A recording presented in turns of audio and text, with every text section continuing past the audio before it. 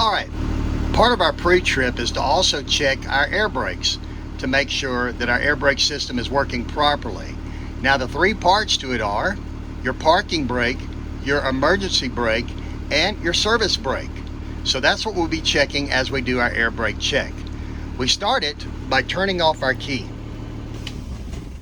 Then we turn our key right back on. We don't crank the bus, we just want to be able to see our instruments. And they're coming on now. We also have this parking brake that we want to push in. So we'll need to push our service brake as hard as possible to make sure that this is easy to push in. There we go, it's in.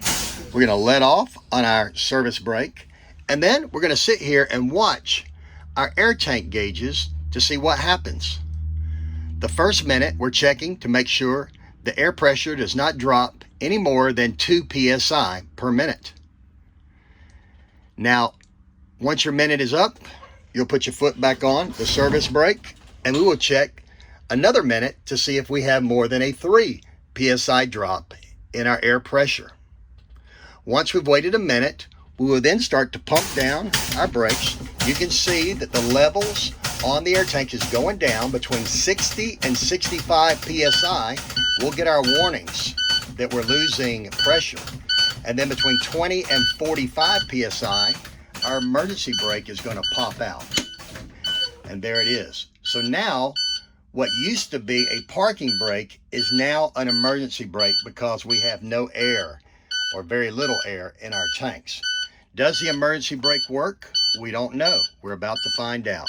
We'll crank up the bus, and then we're going to put our foot on the service brake and put the bus in drive and pull against that emergency brake to see if it works. If you feel a tug, which we do, that is definitely a tug. It means the emergency brake is holding, which is what we want. So we'll put the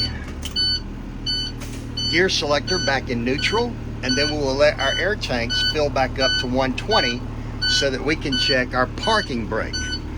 So remember, while we're waiting here, that at low pressure, we have an emergency brake. When we have plenty of air in the tanks, we have a parking brake. The parking brake works with air, whereas the emergency brake works like a spring brake. It's like metal on metal. So it does not use air. That's why it can work in low pressure situations. We're going to fast forward this video to where we're at 120 so that we can check our parking brake.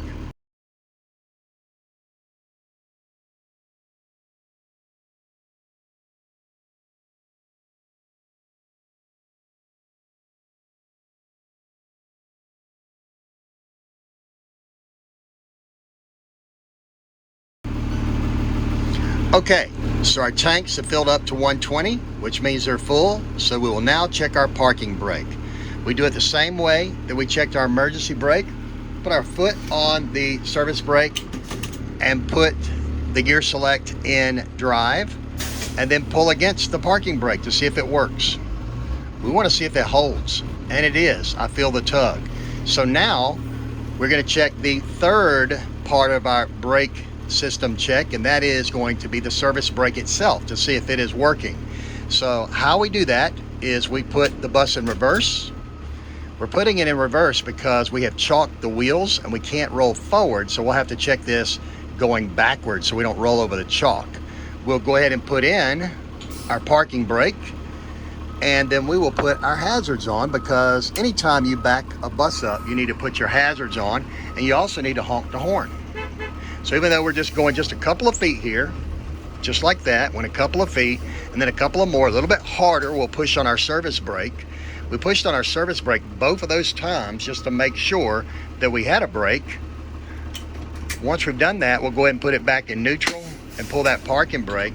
We'll turn those hazards back off, and we'll tell the inspector that as we're backing up those two times, we felt no pull on the wheel. It was nice and steady, but also we felt that strong braking that we want from our service brake. And that concludes our air brake check.